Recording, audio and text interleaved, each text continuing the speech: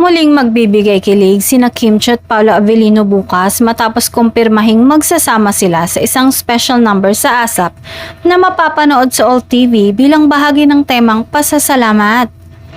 Agad na umani ng atensyon ng balitang ito lalo na mula sa fans na matagal nang sabik makita muli ang dalawa sa iisang entablado.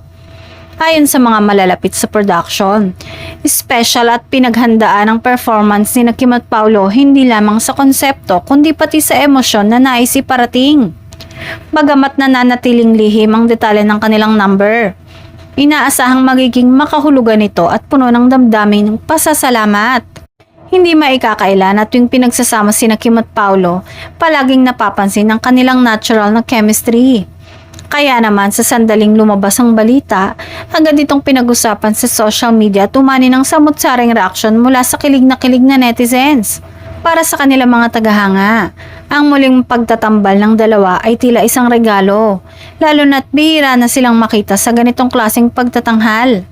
Marami ang umaasang hindi lamang simpleng performance ang kanilang mapapanood kundi isang moment na tatatak sa puso ng manonood. Dagdag pa rito, ang temang pasasalamat ay mas lalong nagbibigay lalim sa kanilang pagtatanghal. Ayon sa ilang fans, simbolo umano ito ng pagtanaw ng utang na loob ng mga artista sa industriyang patuloy na nagbibigay sa kanila ng proyekto at suporta.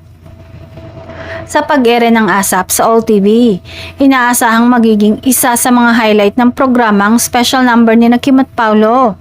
Isang performance na hindi lamang magpapakilig, kundi magpapaalala din ng halaga ng pasasalamat at koneksyon sa pagitan ng artista at ng kanilang taga-suporta.